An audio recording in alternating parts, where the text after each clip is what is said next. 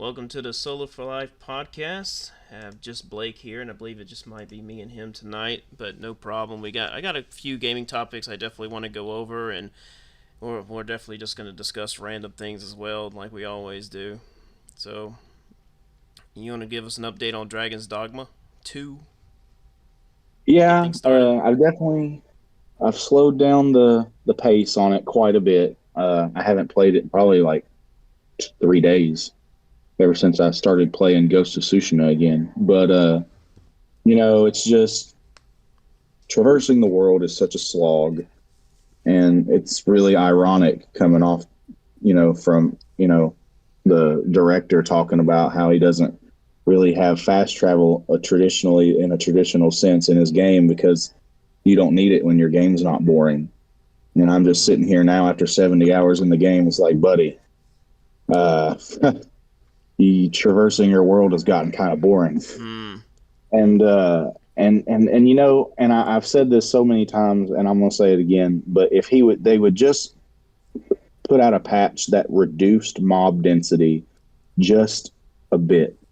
Like, I would be fine running into the same half dozen mobs over and over again if I weren't running into one every like 20 seconds, because that is what makes it so annoying. Because I'll run into a pack of wolves and they're really annoying. The wolves and the harpies are the most annoying, and the goblins kind of, you know what, kind of a lot of them are annoying. But I'll run into a pack of wolves and we'll kill the pack of wolves, and then 10 feet ahead, there's a pack of harpies flying around. And then right after that, some bandits, and right after that, some goblins. And if you just want to run by the stuff, you're still going to get hit by some attacks usually. And it's Hmm. just like, I don't know. I still really enjoy the field bosses that show up, like, even the Cyclopses, who are, just really easy to kill. They're the easiest field boss to kill by far. And then you have the ogres, who are almost like miniature King Kongs, just monkeying around. They're pretty cool. And then, you'll still get minotaurs, and then dragons will land everyone. Now the dragons are really crazy because I'm just now strong enough and my party's strong enough to actually be able to take them on. Because at first it was just like, if you run into a dragon, you have to run away because you literally have no shot. They're Hmm. going to one shot you or two shot you, and your attacks they tickle it. Are those And called the so, Lesser Dragons? yeah, the lesser drakes, I think they call them drakes, but what? Yeah, Yeah. uh, I listened to a they're guy. His name's Feeble. His YouTube channel is called Feeble King, and I was listening to him talk about the problems he was having. At first, I thought he was talking about the negatives. Then he was like, "Now let me get into the negatives." sheesh. And I mean, I still like. I, I'll still find some new stuff. Like the other day, I told you I found the Medusa, and that was really cool. That encounter was really cool. And there's only one Medusa in the game, and she's in a fixed location. So, and the cool thing about it is there's two different trophies attributed to defeating her. One is decapitating her, and then the other one is turning her to stone. Mm. So I'm not sure how I'm going to turn her to stone yet. You got to grab a mirror and show it to her face, Yeah, I just don't know if there's something like or that in the something game. reflective. Maybe look at her. Maybe she can look at her reflection in the water. I read on Twitter one day that there is a shield that reflects her glare back to her, but I have refrained from looking up where it is. Yeah, just like the Uh, movie. I forgot what the name of the movie was, where he had a shield that was, or maybe he just pulled a mirror off the wall. I forgot. He was fighting Medusa. That yeah, was claymation, was it? and I think I know what you're talking about. yeah, that was a really cool fight. The lighting was really well done. Yeah, but Medusa was fun, and she was also the first boss fight that I did where I switched from a magic character to a more melee oriented character, the Mystic Spearhand. And it's okay. I'm probably not going to stick with it. I'm probably going to go back to Sorcerer, but I'm also trying to get all of the master vocation skills from all the maesters. I think is what they call them in the game, maesters. But I still have to get the magic archer master skill, and the wayfarer maester skill, and the trickster maester skill. So I need three more maester skills, and then I'll be pretty comfortable with going into the end game There or the was post game. there was something really cool I saw about the game, but then was quickly disappointed. Was this? There's a statue that moves around the water, right? And he eventually gets up to a building. It's like a huge statue walking around the water, Oh yeah, yeah, and apparently, I did that part. you don't fight it. So not really in the traditional sense. I mean, you do, but he has these giant purple crystals that are sticking out of him. Mm-hmm. And as he's walking, he's going to a destination. He's trying to stop these guys from summoning the dragon, the big dragon. And what, baby? It's up. I mean, you're gonna have to wait. It's up there. I'm on a video call. Right up there. Uh, yes, you can get it yourself. Use the chair. So he walks out of the ocean, and you're tasked with stopping him. And then he has all these purple crystals sticking out of him.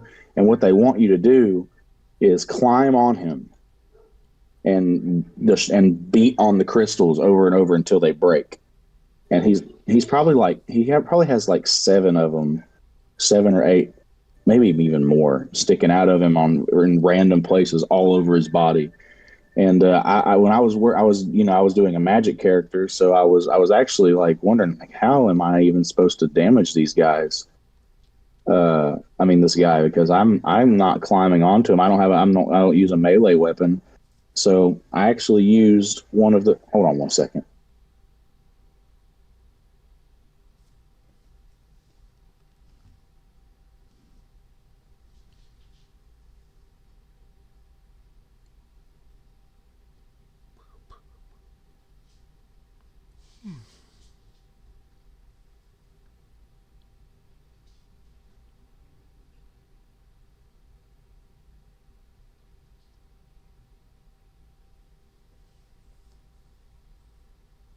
Okay, all right, I fixed her up.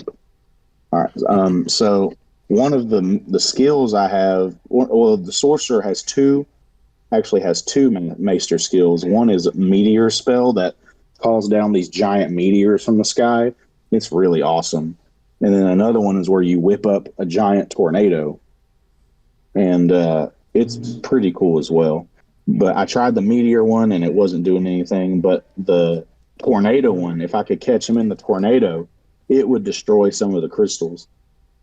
But yeah, and once you actually start destroying the crystals, he'll stop walking and he'll like do some attack, like he'll stomp. And his regular footsteps as he's walking also will damage you, of course. And then he will like, I can't remember if he shoots stuff out of his eyes or if he like vomits or something like that. He does something like that where he attacks, and it's this purplish. It's just like this purplish stuff that's very similar to how the crystals themselves look. But I mean, it wasn't that. It was okay. Uh, it wasn't the best boss fight in the game for sure. Wouldn't it be amazing if you could just grab a hold of him and then he walks back further out into the ocean and you have to try to kill him quickly before you're submerged? And you can actually still hold on to him maybe underneath water and still attack him, but you got to worry about sharks or something. But if you fall off and try to swim towards shore, he actually emerges, from the water and chases after you and tries to swing at you. Oh man, that would be too wild. Yeah, they would have that would be cool. Is that you would it would be hard to do because if you fell in the water, you'd die instantly because of this Oh, mechanic they have called the oh god, what's it called? I can't remember what it's called, but if you fall in the water, there's this deity that just consumes you and kills you immediately. hmm. And God, what's it called? I I keep wanting to call it the Flood, and that's not it. That's a Halo thing. Uh, I'll think of it here in a little bit. But once you do so much damage to him, his arms fall off, which is kind of cool. And he'll like drop to his knees, and then he'll get back up and continue walking. There's also a trophy for killing him like really quickly. I don't know how quickly, what the threshold, what the requirement is exactly, just how fast, but there is uh, there is a trophy for beating him quickly. Hmm. And it really wasn't that bad. It wasn't bad. It wasn't great. It was meh. It was okay. Hmm. It was okay. It's not as fun as fighting a griffin or a minotaur or even Medusa. So, knowing what you know now about the game, would you still pay $70 for it? I mean, yeah, I've put over 70 hours into it, and I've had lots of good fun, and the story was pretty interesting. Uh, they could have fleshed it out a little bit more, because the way the first act was going, I thought I was heading towards this Game of Thrones esque like drama, like for the throne and stuff like that. And it really grabbed me. It was like, oh man, what's going to happen next? What am I going to do next? So now that we And have then the it just kind of veered off in another direction, and it was just like, oh well, okay. so now that we have the throne, we must search for the Elden Ring. Yeah. But like I said, there is a whole post game that you unlock by doing the true ending. Uh, Kind of like how in Sekiro, if you could choose to side with your father and betray Kuro and get the Shura ending, Mm-hmm. and it cuts off like the final third of the game. But so the getting the true ending in Dragon's Dogma is kind of similar to that. It completely changes the landscape of the entire map. Uh, it also has like this kind of Majora's Mask type of mechanic where you're on a timer and you have to complete these objectives and do these things before time runs out and the world ends. So that'll be fun. So I am kind of looking forward to that. Okay. And so you said you finished, and you also got the platinum for Ghost of Tsushima. Yeah, man. And I didn't, when I started picking it back up, I did not go into it with the intentions of getting the platinum. It's just, I had forgotten just how much of the game I had left unfinished, because I hadn't even finished all the main story missions yet. And I don't even remember why I stopped playing. I think something else came out and I got distracted with that. But it just hooked me back in immediately, finishing Jin's story. And gosh, man, it was so good. And parts of it were emotional, and it wasn't like, it didn't like really have me in my feels or anything, but like I could sympathize and empathize with Jin, and it's just like, man, that's tough. And you know his struggle with the Mongols, and his conflict with his uncle, that just escalated until they had to fight to the death. Mm. But it was really good. It was just so good. And then by the time I was done with the story, I had most of the map already done. I only had like a half a dozen or so things left to do. And then so that's what I did and got the platinum. And then I started Iki Island last night, and I've probably got it about a third, maybe close to halfway done. And so I'll wrap that up, and then I'll probably go ahead and finish Dragon's Dogma 2 before the Rising Tides DLC for Final Fantasy 16 drops, and then I'll go back and finally finish that Okay. I in time for Stellar Blade. Other than that, have you been playing anything else? Not really. No. Okay. So I finished my playthrough of Mini Shoot Adventures. I still plan on making a review for it. I want to wait until until I get out of the burnout to go back and wrap it, see if I'm still interested in wrapping everything else up like the races, and then I think the challenge dungeon. If once you do all the races, you unlock the challenge dungeon, and I would hate to leave that out. Um, but I really enjoy the game. I still recommend it. I just that little last piece of the game I was really disappointed in, because when the four skulls popped up, I was like, oh boy, four bosses, then a final boss, and then you get to that fourth skull and it's like, oh, there's no boss. That's weird.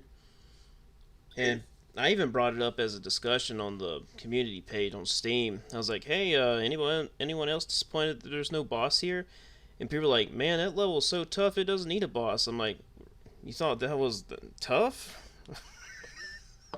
So I just thought that was weird how people were like, man, I struggle with that place. It is pretty funny, actually. And I played on advance, so I mean, I was getting the full throttle, everything that the game could throw at me. Experience even had the shooting on manual. They actually have automatic where you don't have to, whenever an enemy comes by, it just automatically shoots. You don't have to do anything. I'm like, why would you want to do that? It sucks all the fun out of everything. Right. But I even left a pretty lengthy review, and I plan on using that for my notes on the review, and then I'm going to go back and edit it and put in what I think about the rest of the game. I just wanted to go ahead and finish it. That way, I'm not obligated to, or at least if it does end up in, well, it doesn't have to end up in my backlogs now since I've officially finished it. But it's Yeah. in the 100% completion backlog, I guess, if you wanted to put it in that kind of tier. But I definitely been diving into Pacific Drive, which is a very interesting game. I got a lot of questions, which is something I don't really see that often. Whenever I jump into a game, I'm like, how in the world is this working? And what does this do? What does that do? What do I have to do to get that? So I like how it's raising a lot of questions that I can't wait to see get answered in terms of just gameplay mechanics, because the game throws you in immediately. It doesn't bother you with a bunch of stories. Tutorials. Do I know? It doesn't have a bunch of tutorials. Well, there's a lot of them, but they're not very intrusive. It's just more like, oh, that's interesting how that works, sort of thing. It's not like basic stuff like jumping, like, oh, press X to jump, when something falls in front of you. So many games do that. Even Stellar Blade does that in the demo, where something falls in front of you. Oh, Yeah. guess what you got to do now? Yeah. Wink, wink. Um, Yeah, that's why I wish Alex was here so you guys would be able to bounce that off each other since y'all are both playing it. yeah, well, if he jumps in, we'll bring it back up. I love the Yeah. cover. It's actually a bit thicker because it's got an art book in it. I think it does. No, it's not an art book. It's a notebook, so you can just jot down notes of what you found. Something I Oh, wish that's really cool. something I wish Elden Ring would have done with this collector's edition. That people would have really could have used a collector's book. I mean, a notebook. Actually, Dark Souls. I think Dark Souls 3 came with. Maybe it was Dark Souls 2 actually came with a notebook. I don't know where it's at. It's somewhere. I actually used it to put notes in. I should have found that for Elden Ring. Are you going to use the Pacific Drive notebook? Oh, probably not. I mean, I don't really. I mean, I don't really know exactly what I would want to put in it. Maybe just if I would have to put anything in it, would be ingredients, just memorizing ingredients. But I'm usually pretty good about memorizing stuff like that. Hmm. Like how it work. I mean, I apply my memory at work where I just remember conversion numbers and consistent consistent calculations for certain you know Yeah. things on what I have to do and whenever I'm at the buildings or whatever. So I think I have a good enough memory where I really don't need a whole lot of notes unless I'm just having to mark off certain things. Let's just say there's maybe 20 things that I need to collect. I don't want to have to keep on going back to a hub or something like that to find the ingredients. I can just write them down in the notebook and scratch them off. Maybe something like that. But if it's like an ingredients list, I'm pretty good at memorizing something like that. Um, one is a very stressful kind of game because when you enter it, the world is very treacherous. It feels like you're never safe. I haven't died yet. The health is pretty generous, but of course I'm still very early in the game, which is pretty interesting, seeing how dangerous the world is at the very early stages of the game. I remember, I think it was the second time I was playing the second level. There was a green blob on the map. Oh, by the way, this game works pretty much 100% organically, kind of. And it kind of works like High on Life, where you don't have anything on your screen until you put on a helmet, and then it's showing all the waypoints and Hmm. ingredients and objectives and everything like that. So I like that. It just feels like it's part of the world, which I really do appreciate. Yeah. And so you got a little map. You kind of like how police vehicles have their little laptops set up in the seat or Yeah. in the console. You have that, and that's your map. You got to look to the right to see where you're going. So you got to Hmm. when you're on the road and you're like, oh shoot, I need to turn left or right. You just kind of glance at your map real quick and then just put your eyes back on the road. That's pretty cool. Yeah, and you got it. Whenever I stop, I always put the vehicle in brake, turn the vehicle off, and then I'll get out because you don't want to waste gas as well.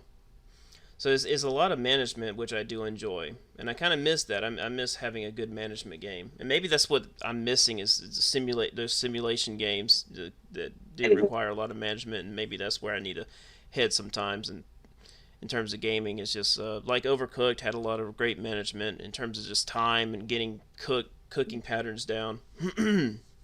Yeah. What else happened in that game? I'm pretty sure you can upgrade your paneling. Right now, you have these crude panelings for your doors and everything, and Yeah. your vehicle pretty much just looks like something from Mad Max at the beginning. But I'm pretty sure you can make it look more pristine. I'm hoping to find my favorite color, eventually apply to the vehicle, and just kind of make it your own. So there's definitely a Does it lot have of. weapons on the car? Do I know? Does the car have weapons on it? No, not what I have. I don't have any weapons on it right now. The only weapon I have is a crowbar and a yeah, a crowbar is pretty much the only thing I'm using right now. I don't even know if you get bullets in this game, a gun or whatever.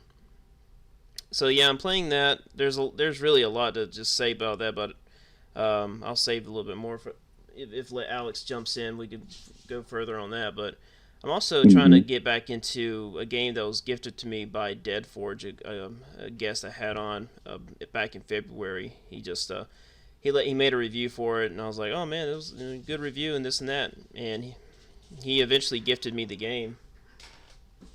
That's really cool. My cats must still be hungry. Those cats act like they're starving. Tell me about it, man. I know exactly what you mean. So, I think it's called Ad Infernum, and it's pretty Oh, it's it's a horror game, isn't yeah, it? yeah, it's a horror game. It's very stressful because you got these weird looking creatures that do really act really strangely and very erratic. So it's kind of nerve wracking actually. I get this kind of really odd feeling in my ears when I'm walking around, and I know that the enemy is somewhere nearby. Something just happens to my ears. It's never happened to me before. It's just, I don't know if it's like the sensation of the hair standing up on the back of my neck, but Hmm. so I'm trying to dive into that more. I need to get back on Final Fantasy VII Rebirth and clean up at least before my podcast review of Storm, which is probably gonna be next weekend before we do that. There's this pirate mission that I definitely wanted to do on there that sounded very cool, and this Sekiro looking boss that was teased at the very beginning of the game. Uh, so I definitely want to find out what that was all about. I completely forgot about it, and I remember the other day I was like, oh shoot, I want to find out what that's all about. Uh, what else am I? Well, yeah, Stellar Blade's coming out April 26th. I think what I might do for gaming in terms of just buying video games is just using cashback systems. I used the Discover cashback to buy Pacific Drive. I had enough on there to buy the entire thing. And then I'm going to use the Inside app for gas, the money you get back from paying for gas, and pay the most of the price for Stellar Blade. at work they actually allow me to use the Inside app, and I fill up the tank twice a week. Therefore, I can get $3 a week, which can add up to $48 every 2 months.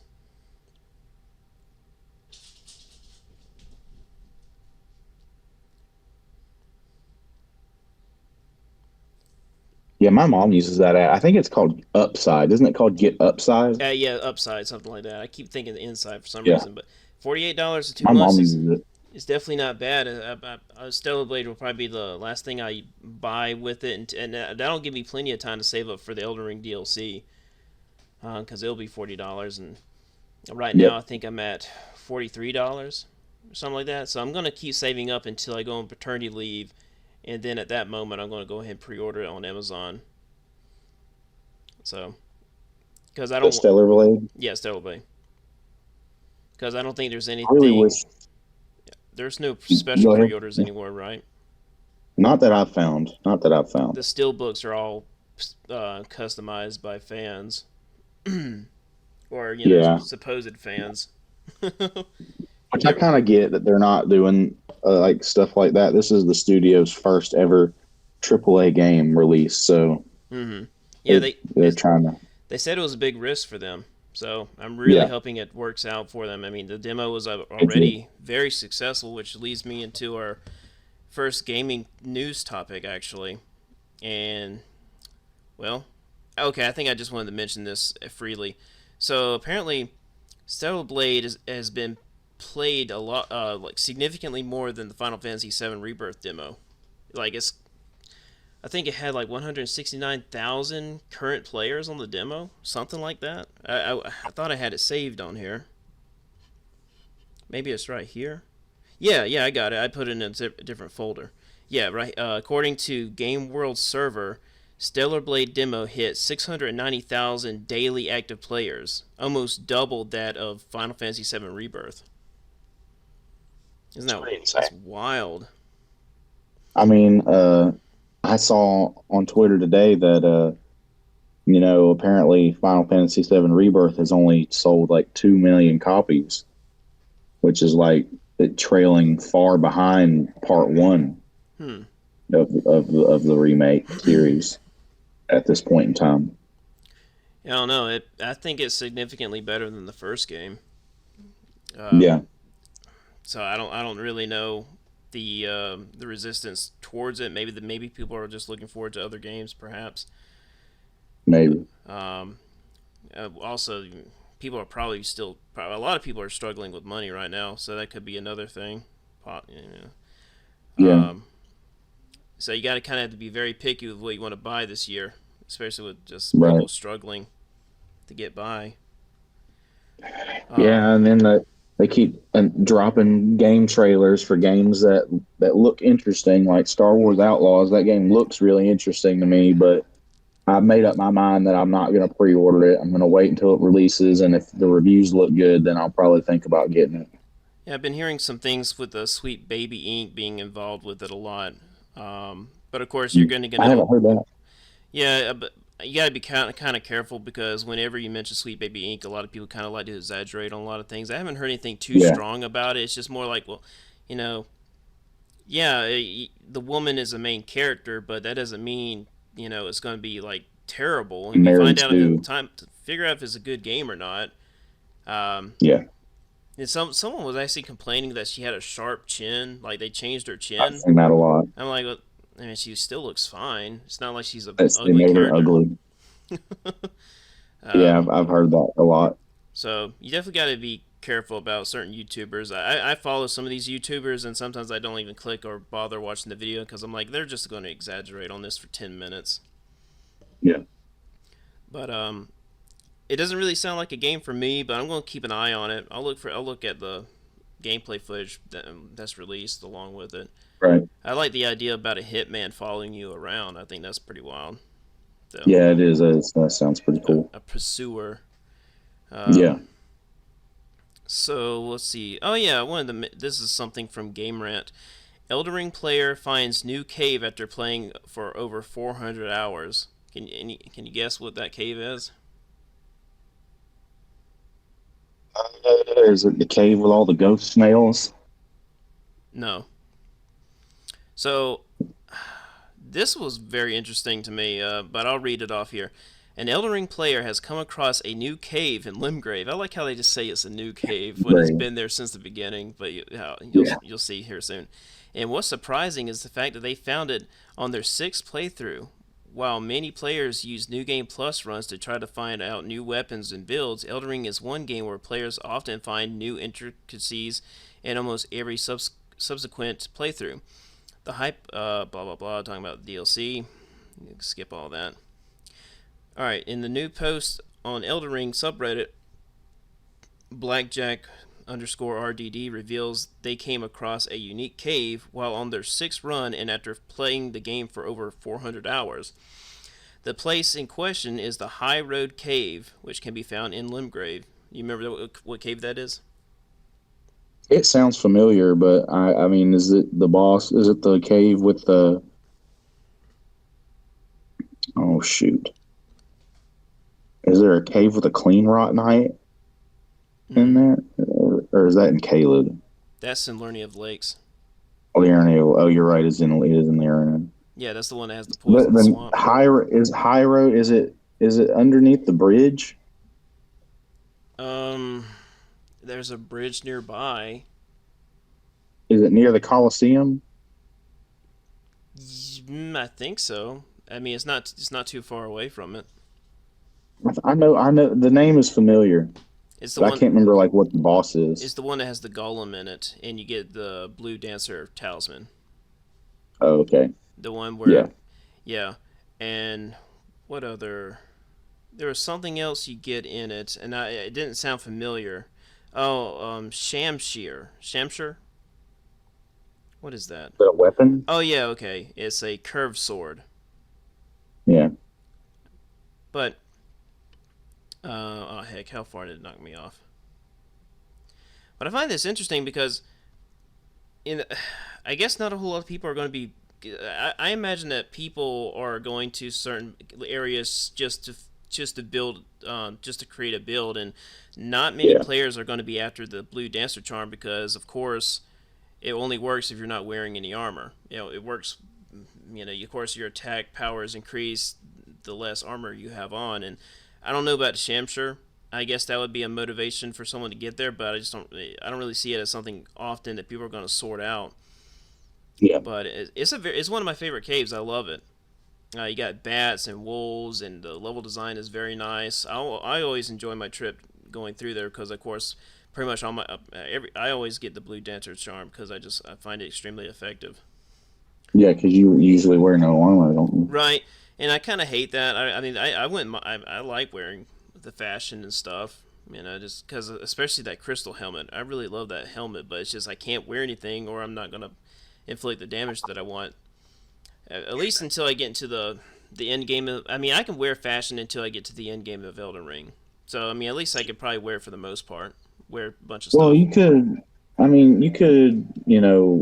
use one of your talisman slots to wear like the Great Jar Arsenal that boosts your equip load. And then, because I know you like to do your fast rolls, and then you can wear a little bit heavier armor or more armor and then still keep your fast rolls because I'm pretty sure isn't that blue charm kind of it works based on your equip load and Yeah, so if you're fast rolling you're still going to get that maximum damage bonus. Great Jar Arsenal. Oh, the talisman. Have I ever gotten that before? Where do you get that from? Complete the quest. You must kill three. I guess I've never gotten that one. I'll have to try to make that a goal. Is that like the best equipment load? It is the best equipment load talisman, yes. Okay, yeah, I had to look into that. I can't believe I've never looked into that one before. But all right. You get it by completing the giant, that big Coliseum in Caleb that has the ginormous Godzilla-sized jar warrior sitting outside. Oh, maybe I have gotten it before. I'm pretty sure maybe with my first character I did. Yeah, you have to do his quest, which involves fighting three red phantoms back to back to back. I totally forgot about that part. Mhm. It's a fun little thing to do. But it's funny how people claim that stuff to be new. Like, oh, I found a brand new cave, and Yeah, I mean, it's yeah, clickbait. They just kind of project it because I mean, they're not going to say, oh, a player finds an existing cave in Elden Ring. It's not going probably not going to be very appealing for readers. right.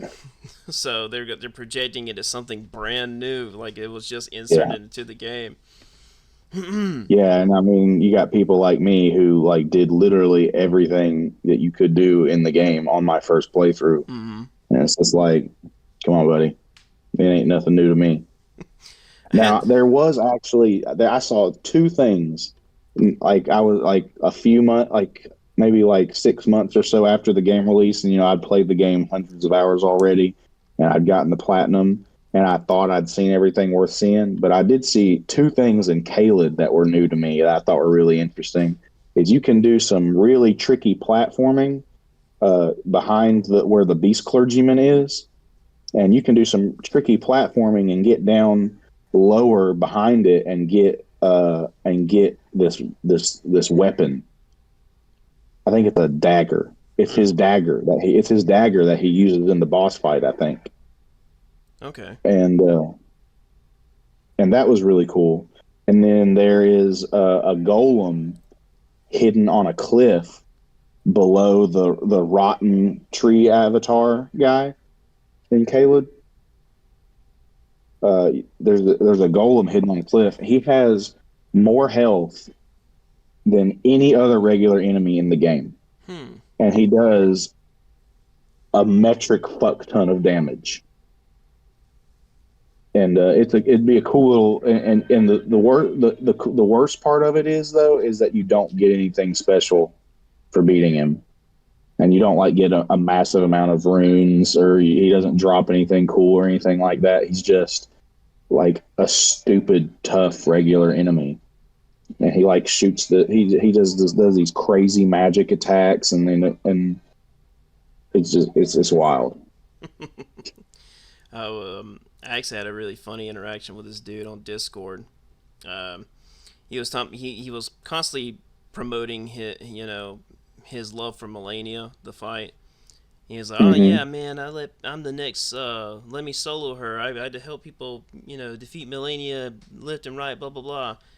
And I was like, "Okay, well, let's talk about it. Let's talk about certain things about that fight." And I told him, I wasn't a huge fan of the fight, but I'm willing to discuss about it. And Yeah. I brought out how I thought Waterfowl Dance is an awesome attack, just poorly utilized. And he was like, "Oh no, oh no," and he just kept on just giving off impressions as he was disagreeing with me, but just not outright saying he disagreed. And I just kind of made a comment. I was like, "Oh, I'm sensing a lot of disagreement here." He's like, "Yeah, yeah." I'm like, "Well, let's discuss it. Come on." He's like, "Well, I have a lot more experience with Malenia than you do." I'm like, "Oh, okay." Okay. But anyway, Well, so I'm like, all right, I'm gonna be upfront. I have not officially defeated Malenia, but I have approached her in very interesting ways. but And that's not because you can't beat her. You're trying to do it in your own particular way. right, yeah, and I've gotten pretty far. Gotten to her second phase. Just got to memorize her combos there because they change up a good bit.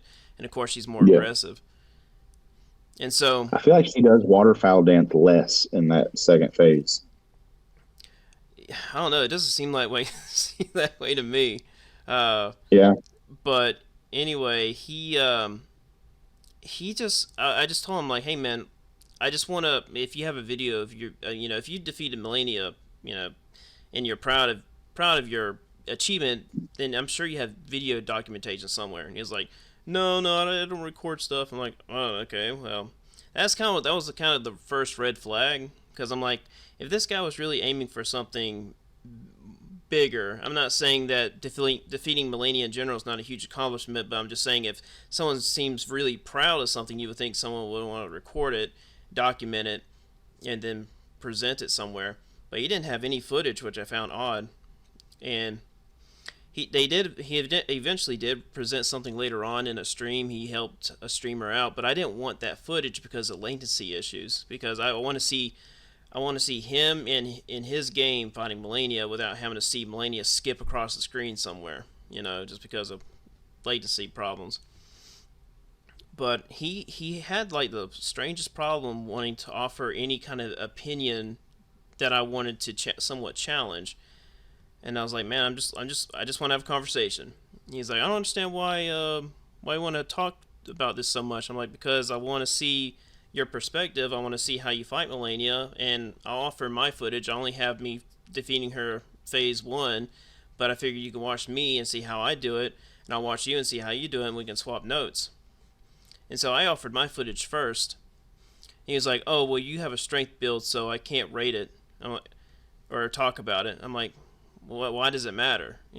Strategy is strategy. I dodge an attack one way, you dodge the attack another. Why can't we discuss it piece by piece? And he was like, well, it's just strength. I'm a dex user. And that was another red flag. I'm like, this guy seems to be very one-layered about this. Just surface level kind of perspective on it. And, Weapons. I wonder what his build actually is. What weapons he uses. I pretty much called it. I was like, can I assume that you're using dual katanas? He was like, I'm using dual Godskin peelers. I'm like, oh, well, that's basically the same thing.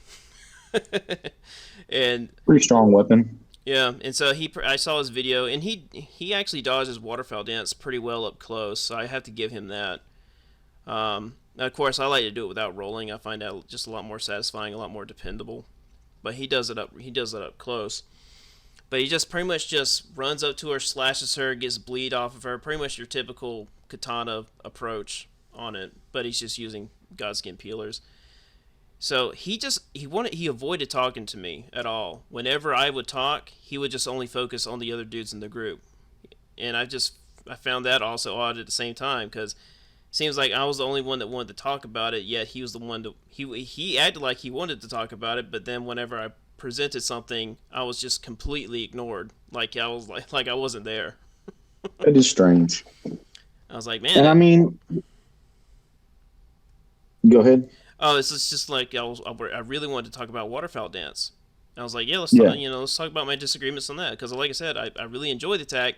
I just think that stuff like after the attack is finished, we should have a reward to punish her, because I feel like it's such a brutal attack to eventually avoid, and then she just keeps going like nothing ever happened. I just think that's rather silly. It's just not satisfying to me. I never did bring that up. She crouches down for a second to regain her stamina or something. Yeah, something like, it doesn't have to be like Commander Nile long. He'll kneel down for a very long time. I'm not talking about something like that. Just enough to maybe get at least an R2 charge in, like a heavy R2 charge with maybe the halberd or whatever, or a hammer. Yeah. Something that just really like rewards the player for their accomplishment, and maybe only have her rest if they do it without taking damage. But I don't know. That's just that's just how I look at it. But I just wanted to get him started on the conversation first, and then I would present how I felt about it. But he just had no interest. It's like like I said, it's almost like I wasn't even there. I was like, hey, I had to remind him. I had to remind him like several times, hey man, have you seen my video? I mean, what are your thoughts on the video I presented? And then like he just gave a very, very shallow perspective on it. And then the whole, just because I'm using a weapon that's mainly strength, and he likes to focus on dex. I mean, I'm just using that weapon because it has good damage output. I mean, I could. What weapon were you using? Might I ask? Oh, you don't remember? It's the Knight Cavalry. That huge black halberd. The halberd, that's actually one of the best weapons in the game. Yeah, I love it. And so, it's a good weapon. We're using one or two? No, it's just one. It's the one video I sent through Messenger at one time. Oh, okay. I just remember you also really like the vulgar militia saws. Maybe if you had, talked to him about that build, he'd have been more interested, since that's more of a, I guess, less of a strength weapon. Well, like I said, I asked him, what's the difference? What's the difference in strategy-wise? Right. Got nothing. Yeah, that doesn't make sense. I eventually just gave up because he obviously had no interest in talking to me about it. And I really wonder why, because it's not like, yeah, Godskin peelers is Oh, he no, those are the twin blade weapons, aren't they? I don't think it's not. It's twin blades. It's like a kind Or of a. is it or It's is it like the rapier weapon? yeah. It's kind of a mix between katanas and rapiers, I suppose. I mean, it's really, like I said, it's really close to being katanas. Basically, it's just curved. Um, Yeah. I wasn't going to bash him. I even told him, I'm like, I'm not trying to bash you for playing that I way. mean, I those are just, really strong weapons, hmm and getting bleed on her is a really common tactic. yeah, And I mean, there's nothing wrong with that. right, And and just like those, yeah, yeah, and I wasn't going to have the conversation to attack him the way he was playing. I just simply right. wanted to That talk might have about it. what he was thinking. That might be, because he probably watched your footage, and when you are very clearly approaching it from a non-conventional way. Hmm. You are playing naked. You are doing no hit. Uh, you are doing no roll. So you're basically doing a challenge run. Right, And this guy is not doing anything close to that. right, So he probably felt a little bit of shame, maybe even that it was like, oh man, well this guy is obviously, he's doing something that I can't do. So maybe that's why, he just didn't really want to talk about it. and I find that very strange. People feel that way. I mean, you would think they would want to appreciate all kinds of perspectives of the game. I mean, it's not like I'm asking him to go out of his way to do what I'm doing. It's not. I just want Right. him to talk about it. I'm like, let's discuss the strategies. Let's kind of dive deep into this and have fun with the discussion. But just Yeah. like a lot of people on the internet, they don't like to go any deeper than just the initial question. And I Hmm. love to keep asking. I'm like, yeah, what about this and what about that? And then there's a certain point where they're just done. And it's not like I spend all day asking them questions. I'm just trying to get a better understanding. That's why I ask for footage of his strategy. That way I'm not asking 20 questions about what is he using? How does he avoid this? Is he using summons? Is he using magic? I just want to see a clear footage of his strategy and how he's handling the whole thing just to save time on his end and my end. But he And was he just wasn't using summons, was he? no, he was making the fight harder because he was being summoned. Just like That's Let Me right. Solo Her, Yeah. where he just gets summoned in and fights And Malenia. that does make it harder. hmm Um, and then of course you got latency that could be an issue. Someone's internet connection might not be that great, and she might, she'll hit you, and there's nothing you can do about it. So you have to Yeah. deal with that kind of stuff. But um, Yeah, he it's a very weird situation. I'm not sure why he would have shied away from that conversation so hard. yeah. I wish I could pull it up, but there's just so many other messages between that. There was one thing that he said that was really strange. He was like, I don't know why you're so concerned about a discussion. It's like I had to answer the same question 5 times. Like, listen, man, I just want to talk. That's all. This is an I'm not Elden trying Ring to attack Discord you. page. What else are we doing here, buddy? I know. I really don't know how else to put it other than just a really strange interaction. And I guess he thought I was going to attack him for his playstyle. And maybe he's been attacked before because of how the way he plays. And perhaps that's it. Maybe Yeah. that's all there is to it. And I wasn't going to attack him for it. Right. But I really couldn't get that through to him. So it's whatever. It's just a shame that people And I just kind of jump will to conclusion like that. Yeah, and I will admit readily, the first time I beat Malenia on my very first playthrough, I beat her by spamming the transient moonlight weapon art for the Moonveil katana. I Mm. fucking spammed that shit, and because like every like 2 or 3 times I hit her with it. See, the cool thing about the Moonveil katana's weapon art is it shoots that blade of magic light out, that arc of magic light, but if you also hit the enemy with the actual physical blade and the magic, you get bonus damage from the blade too. Mm-hmm. So uh, I would just get right up on her and do that attack, and if I hit her 2 or 3 times with it, she would stagger, and then I could do a critical, and then and that's how I beat her the first time, and I am not ashamed to admit it, because I did not have the patience to sit there and learn the waterfowl dance dodges at that point, and then the second phase, she kept fucking nuking the shit out of me with her butterfly flower blossom attack. I mean, she was just nuking the shit out of me, and on subsequent playthroughs, I got more settled down enough to try to figure it out.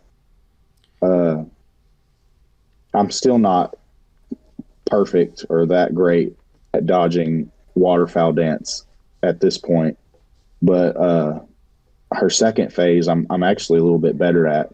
You know, she never really catches me in that attack where she has her clones come out, her shadow clones, whatever they are, and then I can dodge the flower nuke perfectly every time.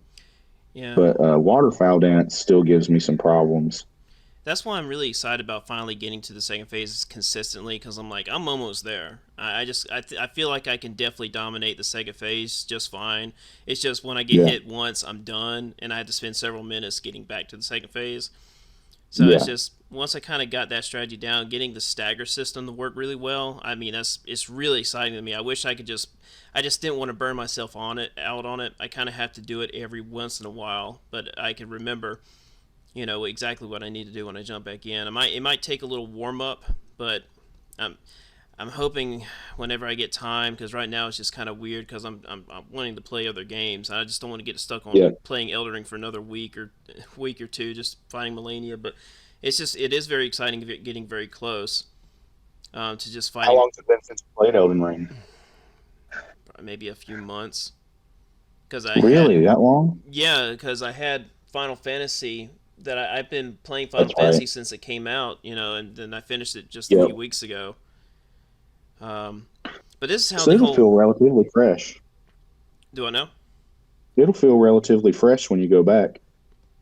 Yeah. Um, this is how the whole conversation started. By the way, I said I get bored fighting Malenia. I have to try hard to not daydream during the battle. I hate that because I really wanted to enjoy the fight, but the moveset isn't that interesting to me. I don't really entirely agree with what I said there, but I just kind of wanted to get a conversation started because sometimes I'll just bait out. That's Um, definitely a bait, the thing to yeah, say. yeah. It might have been a little bit too far of a bait, but it'll get someone's eyes on it, and Yeah, then for sure. but actually someone actually agreed with it, Mm. and then my I mean, sec. I can see what you're saying. I can see it. Mhm. I don't necessarily agree with it, but I can see where you're coming from. I, I do. I think your second phase. I don't know. I think your first phase should have been a lot shorter, and we could spend a lot more time with the second phase because their first phase is what drags a bit. But ever since I learned how to perform stagger consistently, I find the Yeah, first phase significantly more satisfying and fun. It's just, and even dealing with a waterfowl dance isn't as bad, but I gotta make sure I'm not right on top of her. I feel like that every time I fight Malenia, I'm gonna have to use a weapon, that of the Knight Cavalry weapon, whatever it's called, or a halberd in general. That way, I'm yeah. just not right up against her. I have enough room to run away. So I mentioned waterfowl dance is awesome, but poorly utilized. And then I just get a bunch of memes like John Wick saying, "Oh boy, here I go killing again." And then I said, "I feel there's a lot of disagreement." One guy said, "I love waterfowl dance because I feel like the main character when I dodge it." And then I said, "I agree. It's a wild attack to evade." And then he was like, "All right, changing topics." I'm like, "Well, hold on." And then I'm like, "Why avoid the topic? I'll gladly discuss it." And then the dude that comes in here that talks about Malenia all the time, he said, "Okay." And then he said, "I fought Malenia 3 times as much as you ever did and as you ever could dream. I'm the only one here that can Okay. actually question Malenia's moveset." So he feels like he's the only Oh one. gosh. Yeah, he's that type. And that was pretty much the first red flag. I forgot about that. I am the only one here that can actually question Malenia's moveset. Jesus, But buddy. he doesn't Come know a on. single thing about me. This is before I even said that I never defeated Malenia. Officially Yeah. defeat. So he knows. Yeah, he knows. That just tells you a lot about who this person is. Yes. Yes, it does. In that one statement. All right, so this other dude joined in saying Malenia has a better moveset. In my opinion, Maria is just a sick fight. Well, that's not whatever. Blah blah blah. We started talking about parrying. Um, all right, so I jumped back in to get the conversation back on track. I said, "Can you send me footage of your best kill of Malenia, please?" And he said, "I don't record my Malenia kills, but if I get a good kill today, sure, I will record. Does anyone know any good recording software?" And then they go back and forth on that. And then I say, "Good luck on the footage. I'm looking forward to discussing this." And we went back to the parrying subject. And then he came back and said, "Discussing what?" And I said, "Our disagreements on Malenia." And he said, "I mean, letter solo is obviously number one." I'm like, "Okay, sure." But and then I said, "For reference, I haven't officially defeated Malenia, but I'll explain later." And they're like, "Whoa," that like the mind blown emoji they're just sending out. And he said he won't be able to be on until 3 o'clock. And then he's like, "Wait, what? You haven't defeated Malenia? Blah blah blah." And then this is when I send in my footage. I state my character is ruin level 100. However, it is a fake ruin level 1 build because my health and stamina is at ruin level 1 status. And then another guy came in and started complaining that the fact that I didn't have music on.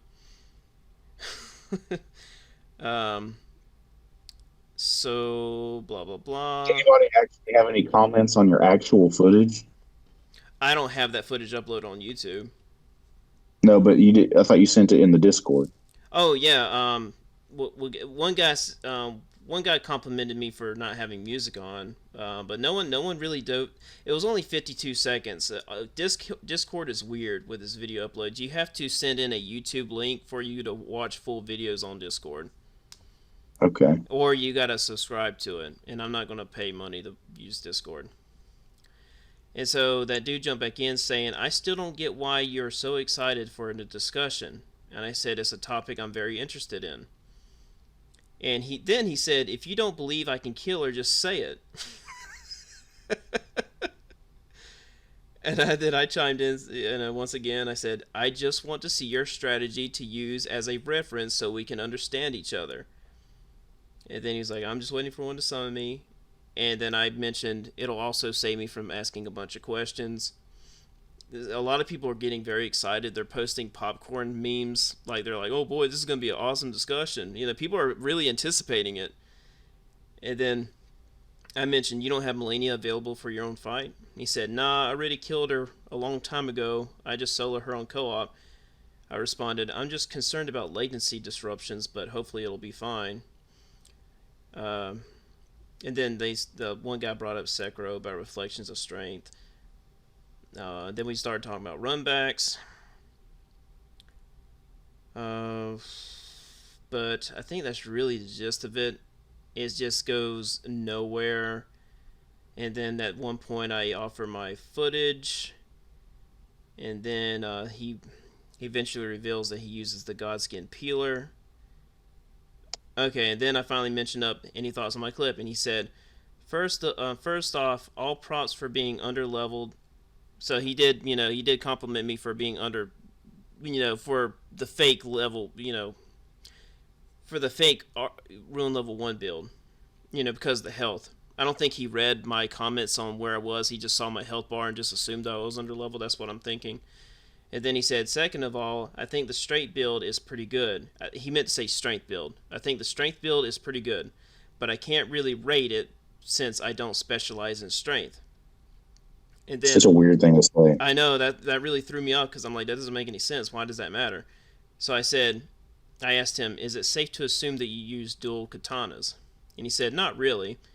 And I asked him, what do you use? And then one guy actually had the answer for him and said Godskin peelers. And then I eventually watched it, and yeah, basically dual katanas. I'm not bashing, by the way, just a general observation. So I'm confused about what you said earlier about how you couldn't rate my fight because it's strength focused. How does it matter? He said, I'm not to judge strength builds because it's been one Elden Ring and one, what did he say? Oh, It's been since Dark Souls 1 since he last used. I don't know. His grammar was terrible. His sentence structures were. I could barely understand them sometimes. And so I asked. So anyway, back on track. Okay, so what's the difference strategy wise? And he never answered that question. And that's pretty much when I gave up. Because I have attempted several times to ask him the same question, and I got tired of waiting and asking, so it's whatever. Yeah, Godskin Peeler is the it is the dual blade. It is a dual blade weapon. It's a twin blade. Oh, it is a twin blade? Yeah. Okay. So if you get one, you can dual wield it? You have to have two of them. Oh. Well, I thought twin blade meant it was connected. Well, it is, but I mean, it's like a lightsaber. Okay, I had to Like look the at like it. Well, I don't know. The footage I saw, he was just using it like it was just two katanas in each hand. Just one katana in each hand. It's not what. So I'm not sure what you're talking about. he had to have had two of them. If he had one in each hand, then he had two of them. But I Yeah. mean, but it is a twin blade. The Godskin Peeler is a twin blade. I'm Okay. looking at it right I now. thought you couldn't. Okay. All right. I never used them before. I didn't know it was considered a twin blade. I haven't used it either. Yeah, it is. It's a twin blade But yeah, we'll. because the one end is it looks like a curved sword, like you said, and then the opposite end is like it almost looks like the coiled sword from Dark Souls 3. Why do you think a lot of Elden Ring players, like From Software players, egos are just really that? Why do you think so many players are egotistical like that?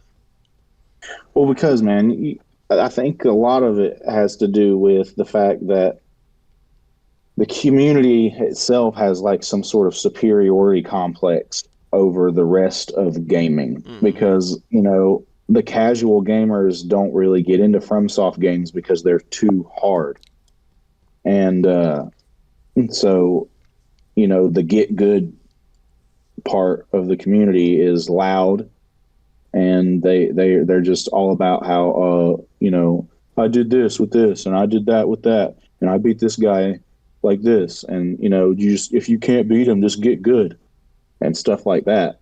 And I can appreciate some of that sometimes. It can be funny sometimes, but uh I just think that Souls players, FromSoft players have an inflated ego due to the fact most casual gamers don't or can't beat these games or just believe they can't. And And and this I guy. mean, and then when you run into other Souls players that are, that might be superior to you, then it's Mhm. going to fracture that ego. Yeah, and it could be a defense mechanism, like what this guy did. It was just what he did was just Right. really a defense, because he just, you know, he didn't want to make himself feel insignificant, I guess. And Right. I don't Because know. he proclaimed himself Yeah. the number two Malenia killer behind Let Me Solo Her, basically. Yeah, I see a lot of people do that. There was this one kid. It was really sad. I have the footage somewhere. And he was I think he was playing one of my Super Mario Maker 2 levels, and this kid only had a few people watching him, Yeah. and he kept on looking himself up in the search bar on Google. He kept searching That's himself. weird.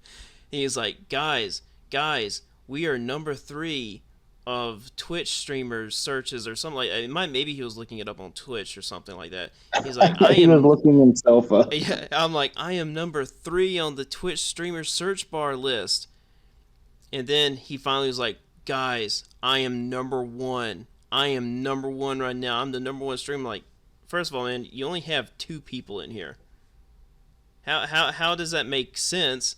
And then I finally had to I told him, like, dude, that's just your search history, man.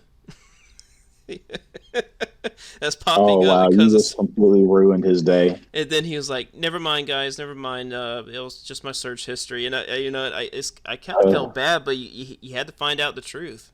But it's amazing was how this guy people. 12 years old? I think so. He was a young kid.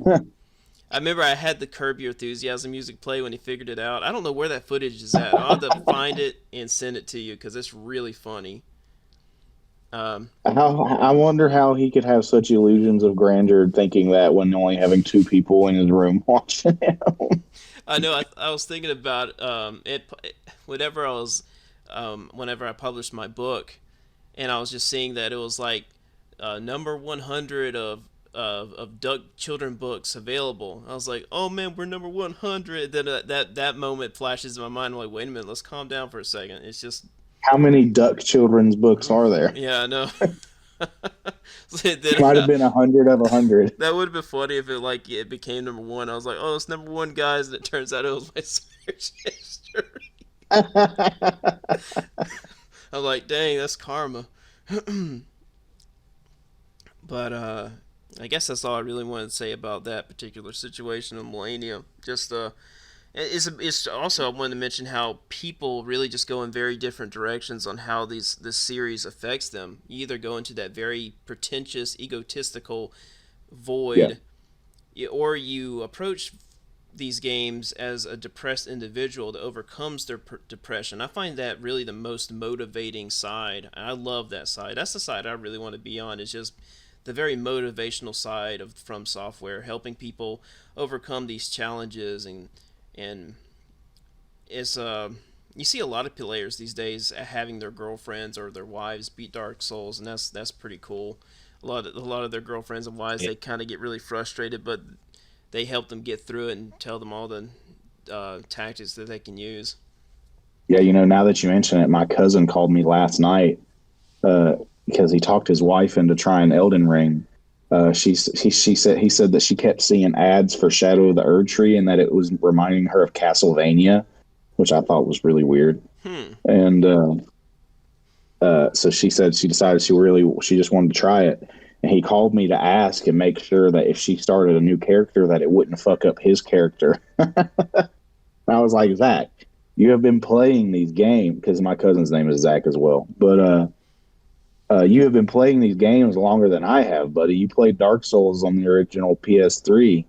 Like, what are you doing? You should know that you can make more than one character, bro.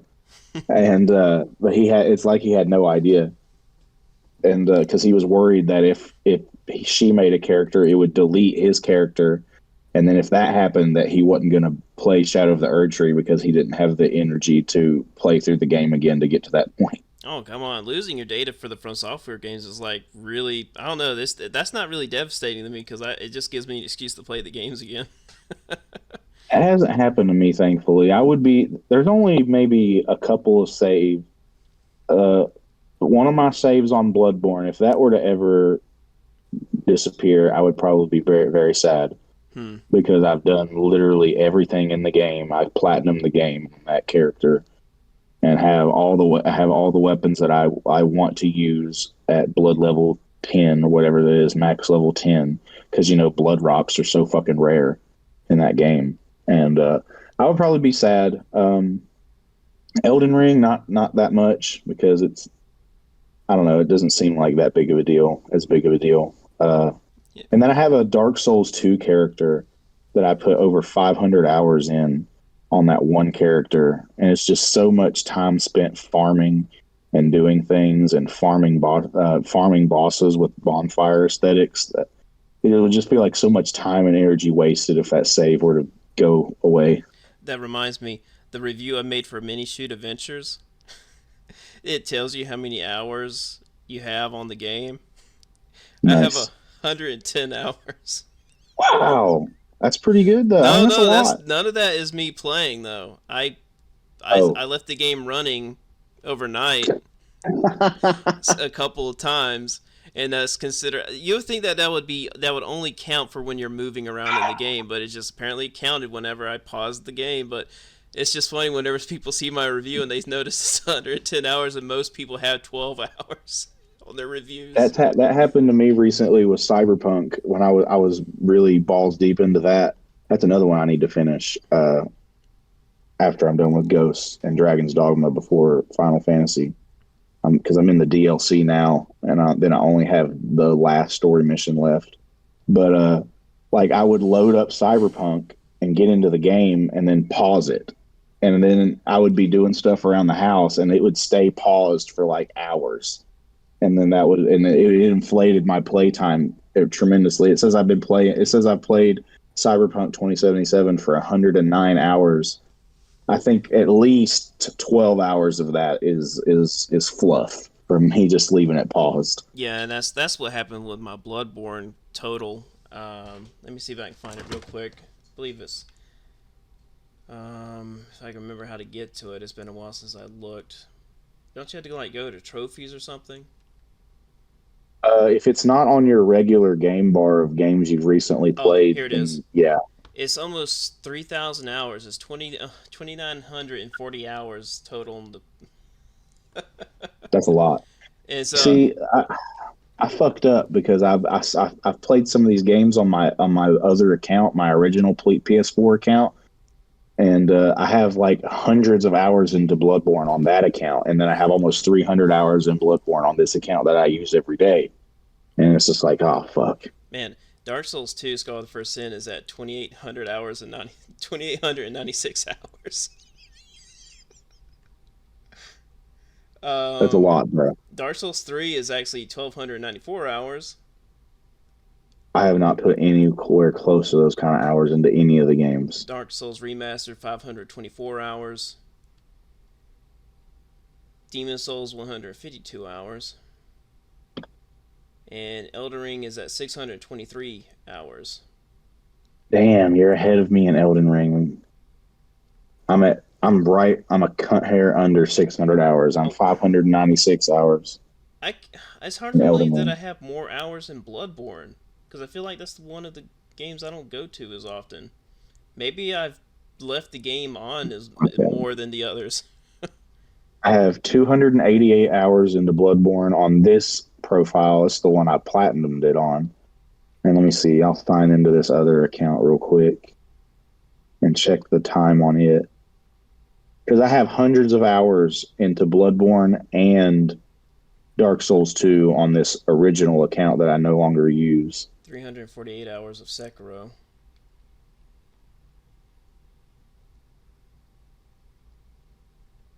Yeah, I think that's pretty much going to be my highest one. Bloodborne, almost 3,000. That's ridiculous. I could have spent that time learning how to play piano and master it, or learning how to illustrate better. That's kind of one of the most depressing Okay. parts about gaming is that the amount of hours you put into it, you could have put into some skills that could be Wow, that doesn't valuable. seem right. I actually have way less hours on this account for Bloodborne than I thought. It says I only have 85 hours on the Bloodborne on this OG account. I thought it was more than that. Huh. So that would put me at just under 400 hours total in Bloodborne.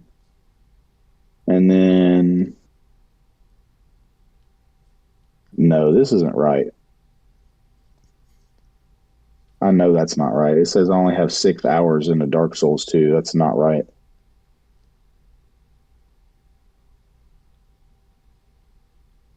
Huh.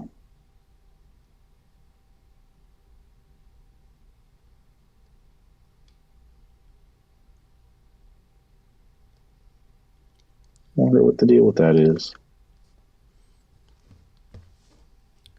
All right. I'll go ahead and pull up. I got two more gaming. Wait, yeah. Yeah, two more gaming topics. I wanted to bring up the gaming news Let's topics. do it.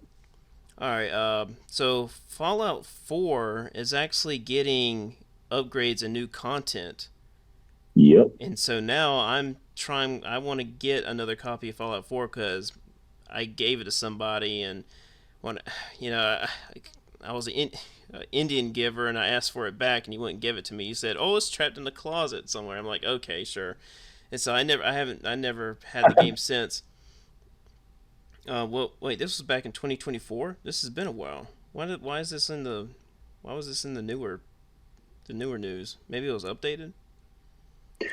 But Well, the announcement for the upgrade was like in 2022, okay, well, and then it's coming out this month. Oh, it's coming out soon. Okay. So yeah, I definitely want to get the game again. I'm trying to look for steel cases at this You like time. Fallout? I love Fallout 4. Fallout 4 is my favorite one. Really? Yeah, and I understand a lot of I Fallout fans do not care for it very much, but it's pretty much the only one I really got into. I've heard the biggest consensus that I've seen is that New Vegas is the best one, and then Fallout 3, and then Fallout 4. Uh, let's see. But I had tried like three different times to get into Fallout 4 and just got extremely bored. Hmm. I've never made it past, that at the beginning of the game where you go into that first city and they have you put on the mech suit to fight off that fucking creature or whatever. Oh, Deathclaw. Yeah, it's at the very beginning of the game. Yeah, I think I remember that I, actually. I've never made it past that. 2015, so nearly a decade since I played it last. It'll be pretty much fresh for me now. Yeah, it's gonna it's gonna have all kinds of little goodies, all kinds of bug fixes. It'll be at 60 FPS and all that stuff. I'm gonna give it another shot on Xbox. Sometimes I forget I have this fucking Xbox. Oh, by the way, Pacific Drive allows me to put the game at 30 frames per second, so that's what I did. Nice. I mean, that's good though that it gives you the option. Oh yeah, I couldn't turn it down on You Mini know, Shoot Adventures. It was at 60 frames. Actually, I can turn it down with the AMD software, but sometimes I just don't feel like doing that. that sounds extra. But I'm gonna give it another shot once the update comes out. I'm gonna give it another shot on Xbox because it'll be on Game Pass. So I won't have to buy it. Yeah, well, I think But steelbooks are not that high in price. I believe the Game of the Year edition is the most expensive one. I think that's the one I want to get. The only one I saw was maybe $60 on eBay. Maybe I can find it in a. Hopefully, maybe I can get lucky and there's find it. it says Alex is playing What the Golf on his PS4 right now. Oh, I guess he hasn't checked his messenger. Do you have like his number or anything? I do not have his phone number. I do not. But oh well, it's just been us for about 2 hours now. But yeah, I'm on a mission to find a copy of Fallout 4. Maybe I can find one at an antique store somewhere with a steel book. I would get really lucky though. Should be able to find. You should be. I mean, I don't know about a steel book, but you'd definitely be able to find a used copy really cheap. Oh yeah, yeah. I definitely won't have problems finding it. I wonder. So they're not going to release a PS5 version of Fallout 4. It's just going to be an upgrade for the PS4 version. No, it's going to be a native PS5 version. No, I mean like a physical release of the PS5 version. Oh no. Okay. No. I mean that's fine. I don't think they're gonna do a physical release of it for Xbox either. Dang, it's a shame they don't have a physical release for High on Life for PS5 because I want that so They badly. don't? No, they don't. It's a real shame because I want it. I want it really badly because it has. I thought they did come out with one. No, maybe they will eventually because they would get some more sales. Did you play that DLC they came out with? No, it's only for PS5, I think. Was it only for PS5? I know it came out with the PS5 version. I don't know why they would just release it for PS5. We're talking about High on Life, right? Correct. I think the DLC is called High on Knife. I don't know if that's just a meme or if I that's didn't even know it was playable on PS4. Yeah. They originally came out for Xbox and PC, and then eventually ported it over to the PS5. Which was great. I just didn't know it was running. I just didn't know it could run on PS4. I don't know if the portal transfers are better in the PS5 version because it could be like Ratchet and Clank Rift Apart, where it's just instant. Yeah. The PS5 is definitely capable of being just immediately just jumping through a portal into another world, and that's really what I hated about the Xbox version. Is just it took so long for it to load. I'm like, man, on the PS5 this would run brilliantly. Mm-hmm. I had another gaming topic that was just kind of more like I don't know. I thought it was just kind of sort of interesting. It's a banned PS2 game it may be making a comeback. It's kind of it's like a Silent Hill like game, and it's called, where is it? Oh, Rule of Rose. I took a look at some of the gameplay, and the music's very nice, but like I said, it looks like it plays like Silent Hill, where Interesting. so I would love to. Apparently, it's one of the most expensive horror PS2 games to find physically. Hmm. But Are you gonna try to get it? I don't know. I would hate yeah, okay, rumors of a remaster for it. That's kind of a Rule of Rose remaster. You got three R's there. That's well, the beginning of the words, not. But if you ever look up footage of that, I mean, I don't know. I never really could get into Silent Hill, but I just thought it was just I've kind of a never random played thing them. to mention that the fact that I never heard of it before, but the cover art looks really nice. It's kind of got this like this old piece of paper that looks like it's been sitting around for years, and some nice illustrations of a butterfly and some. It's a rose in the middle with a girl standing in it, and so that really drew my attention because I've never seen How that anywhere expensive are we before. talking? Like $200-300? Do I know? How you said it's one of the most expensive PS2 games you can buy? What are we talking, like $200-300? Let me look that up now. Rule of Rose PS2. One. Okay, it's just that's just the manual and case alone is about $200. Without the game? Yeah, from Portugal, I believe What it. the fuck? Oh no, it does have the game. It does have the game. Oh, We got here's one for $800. Another one what? for 1,000. Is it still sealed? No. Why the Um, big discrepancy? Why are we jumping from 2 to 8? it seems like the best price is $200 for one, but it jumps around so much. It looks like maybe the average price is $600. That doesn't make sense. I bet that $200 one is all scratched up. The factory sealed is $2,000. Holy shit. Did you ever find a copy of Nightmare Creatures? No, I got my eye out for it though. Whenever I go, I thought I almost found it at an antique store somewhere, but I'm like, no, I didn't get that lucky. It's kind of frustrating because a lot of antique stores don't. I guess they don't really like selling old video games, or either that they don't get a bunch in. They probably send a lot of. If people do have old video games, most of the time they actually send it to a dedicated retro game store. Like we have Red Genesis is a really cool store over here, and it's a really small store, but it's got a lot of horror stuff on the walls, masks. It's a very unique store, and I love going in there. Actually, that's where I found Spider-Man 2 Enter Electro, and I need to start playing that again. Man, so many games to shuffle through, but I know it. it was a game that it was really high on my priority list in terms of retro games, and I was so glad to see it. So I definitely grabbed that, and it was a good deal. It was actually originally priced at 35, but he dropped it down to 25 for me. He was like, man, if it doesn't work, bring it back, but it works just fine. And I would love to get the black label case eventually, but I'm not really too concerned about that. I just definitely want to find the first Spider-Man for PS1, then get Spider-Man 1 and 2 for PS2 based on the movies, the Sam Raimi movies. I want to get those as well because I never played those. Did they make a Oh wait, Spider-Man 3 no, I played from Spider-Man those? 2. Do I know? Did they make a Spider-Man 3 game as well? They did, but it wasn't very good from what I heard. I never played it, but I didn't hear great things about it. And you have the Spider-Man game where you play as Spider-Man and Wolverine and Venom, don't you? No, no, not that one. I forgot what it was called. What is I that one can't remember called? what it is. Dimensions? Something like that.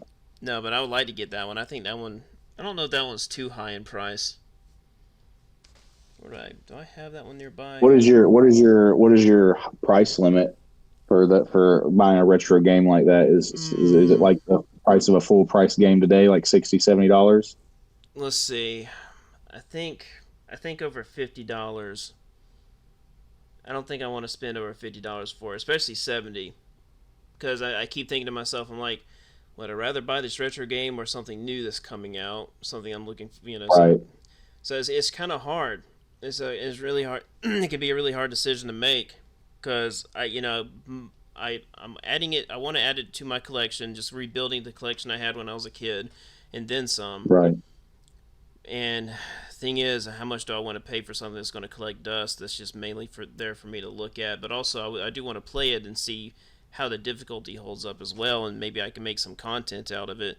How much of it has been explored? How much has it been found?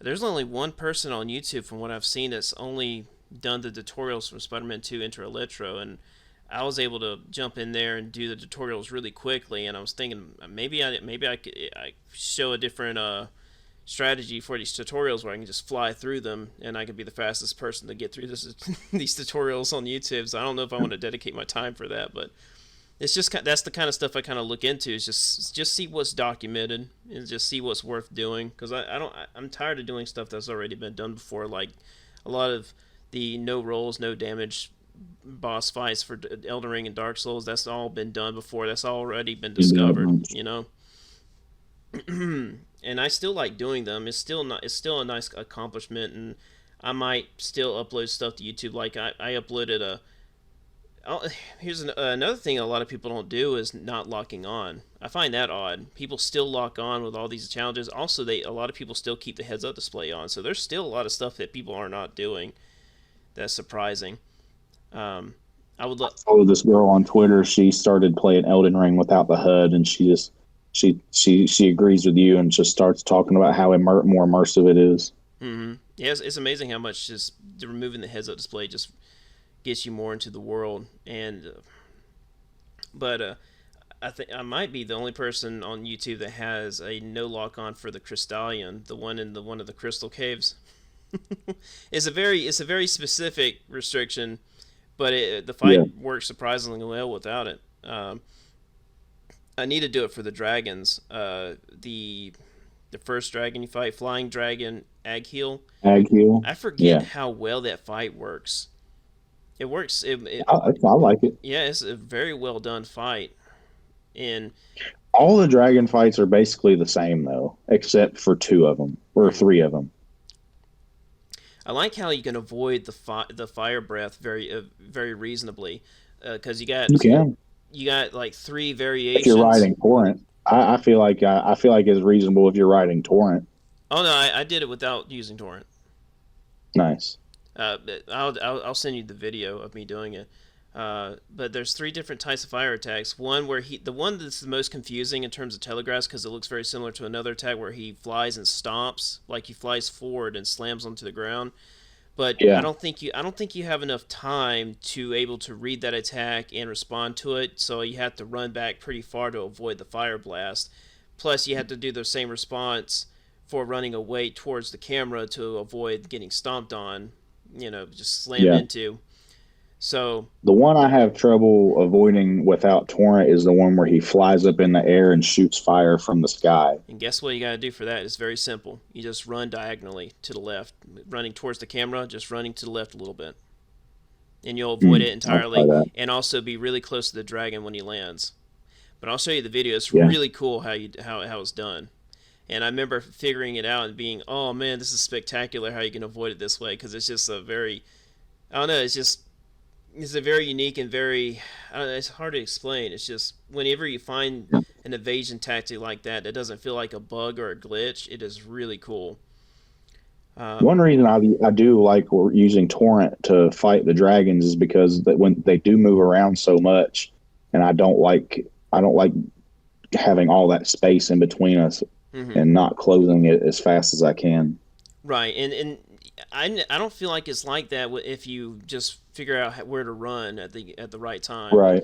The worst part about it is when he flies up and does a blast right underneath him. That's really the worst part. But you can't. It's not like you can run up the torrent with that fire on the ground. You have to just wait for it to fade away and then just run up. And then that actually gives you a great opportunity, because pretty much.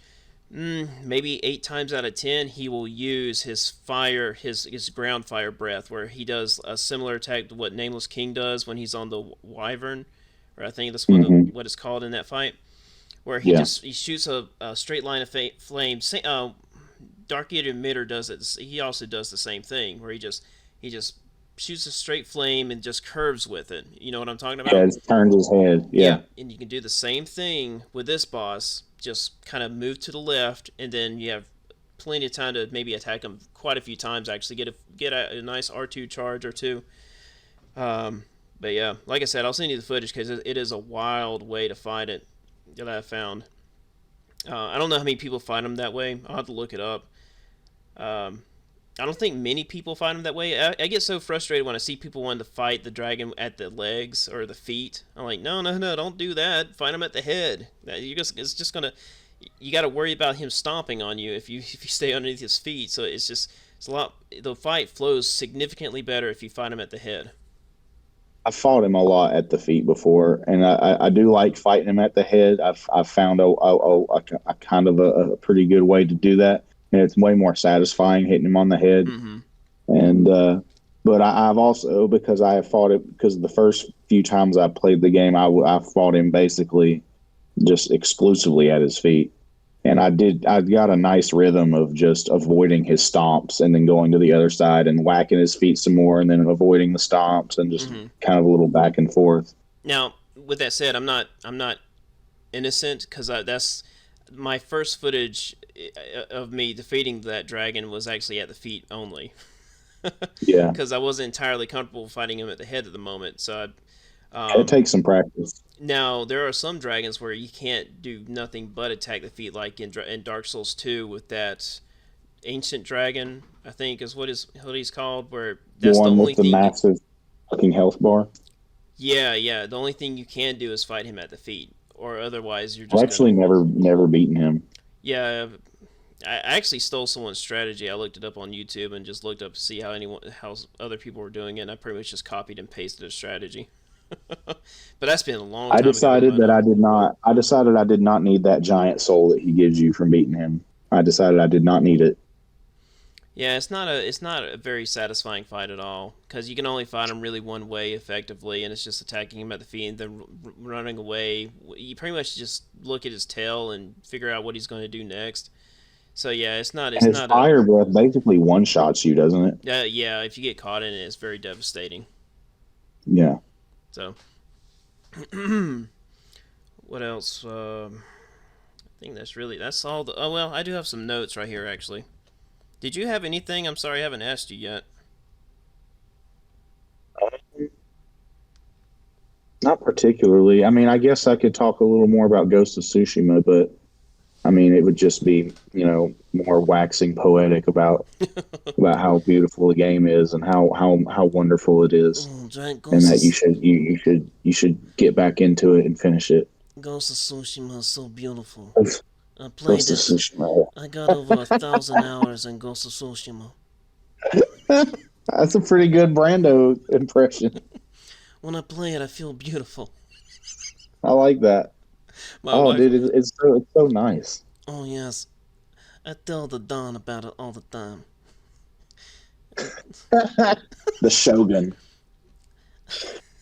Oh gosh. Uh, I I'm do have, still excited for you to fight those two dragons you haven't fought, Fortisax and yeah, I Placidusix. got an idea. I don't know if I've had this idea for a while now, where I just create a build that's the Dragon Hunter, and I even do a cover of Ozzy Osbourne's "Dog the Bounty Hunter" song, but it's just Okay. Dragon Hunter instead. I've been practicing my Ozzy Osbourne impression. I just want to make sure it's just right, or at least close enough to where it sounds okay. But Yeah. I would love to be able to do that.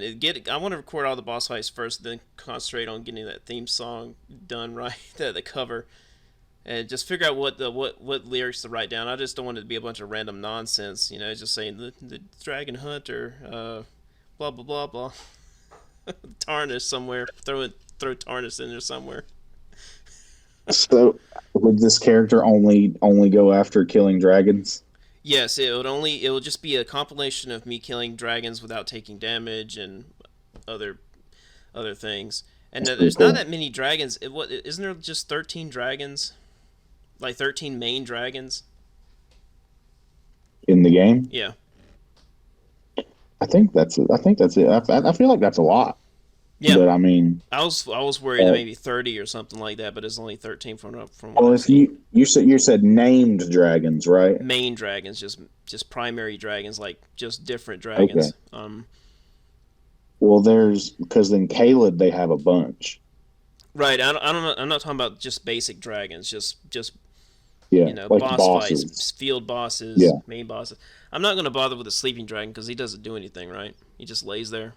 Oh, yeah, it just lays there. And Yeah. if it yells, if it does its scream, I think it summons more of the lesser dragons close to you or something like that. Yeah. See, I'm not even gonna bother with that because that's just not interesting to me. Yeah.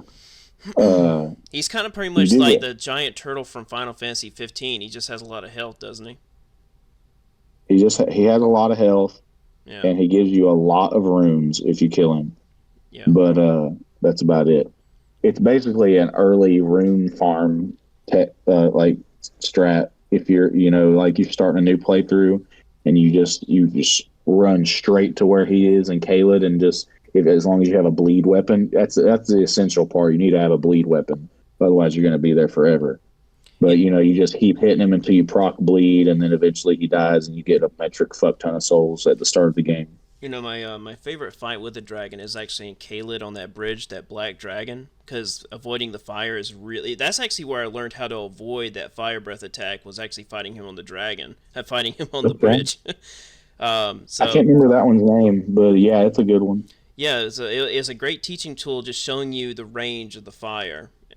So I Hmm. mean, people learn in different ways, but that's how I saw. I'm like, oh shoot, there's actually a reasonable range of this fire to avoid. I wonder we had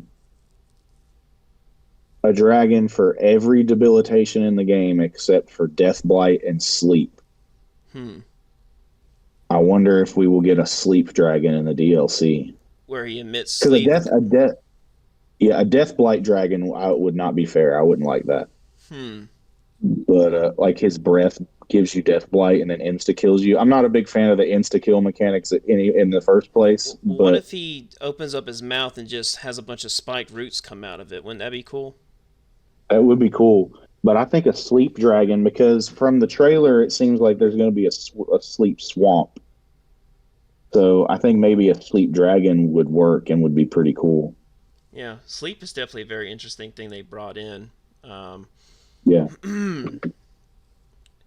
But I mean, they have the named ice dragon, of course, you have Agheel, which is your basic named fire dragon.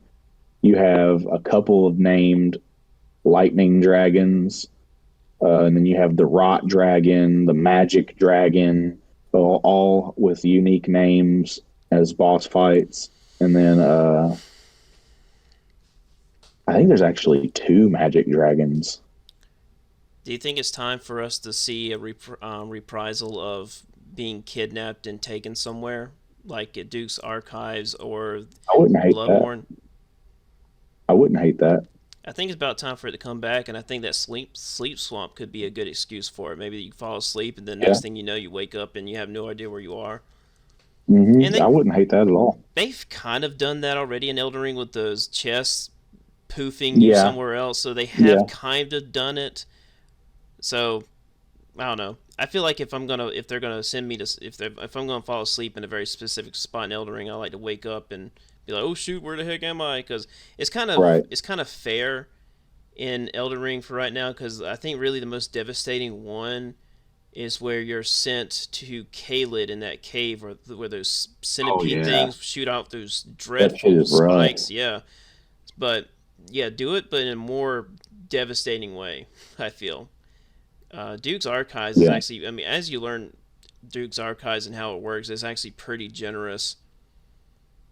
But Bloodborne is actually really, I think Bloodborne might be the best one, in my opinion, where you're kidnapped and sent somewhere where you don't know where it's at. I think that's actually the best It definitely was. It design for that added so concept. much to the playthrough for me. I was like, holy shit, what the fuck is going on? Because the aesthetic and just the atmosphere and the tone of the game was already just really intense. In that enemy And type, the guy yeah, that the oh, enemies. he's scary.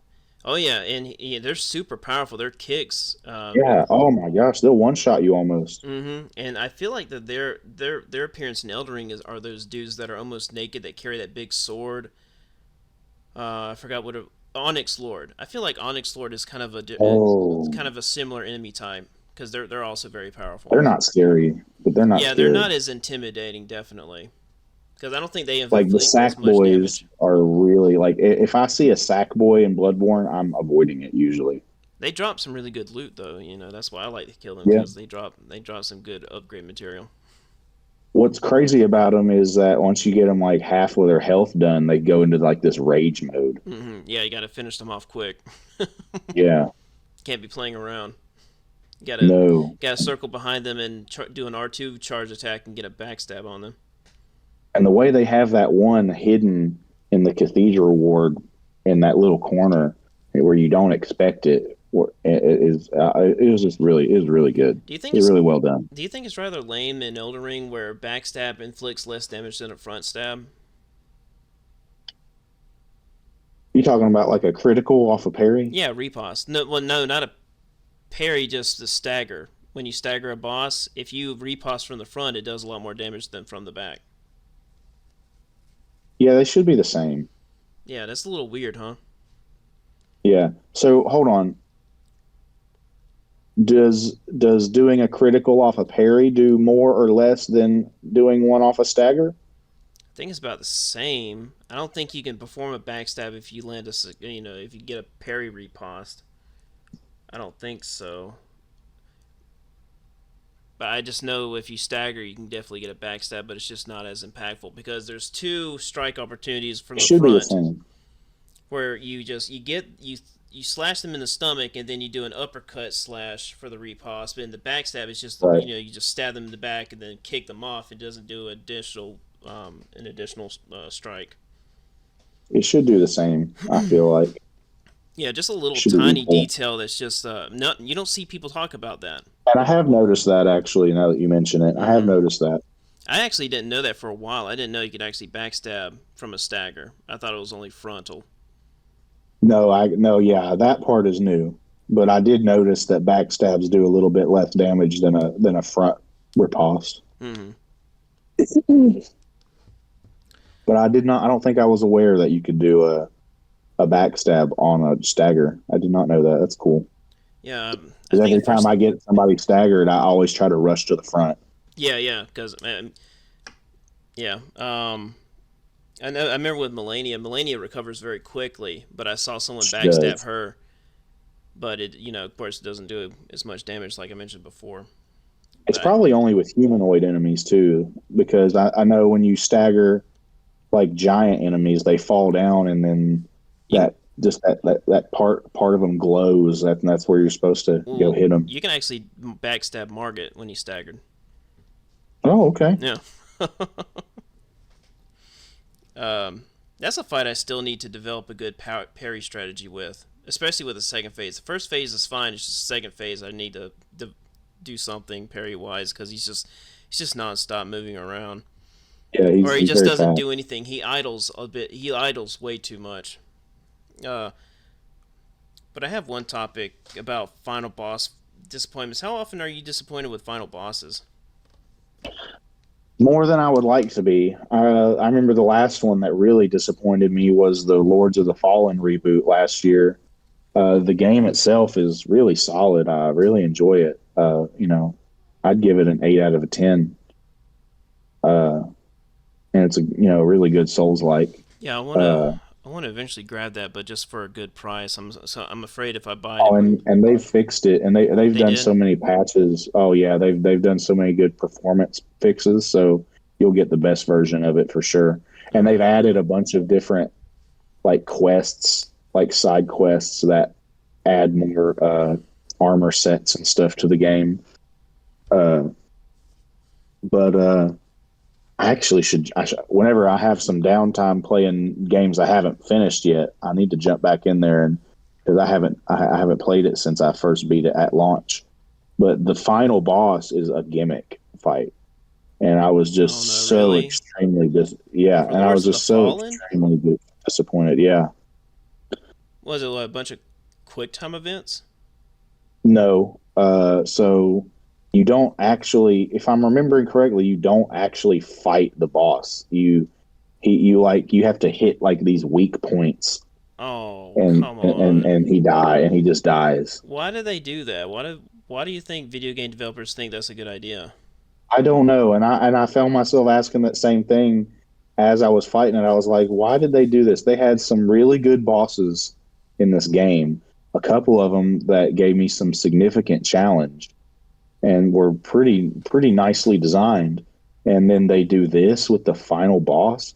But they I will say they might have a saving grace because that is the final boss for the vanilla ending of the game, and there is a secret ending where you do, it's called the umbral ending, Hmm. and umbral is the name of the like the dead world, the ghost world that you go into when you die, uh, and that you can go into with your lamp.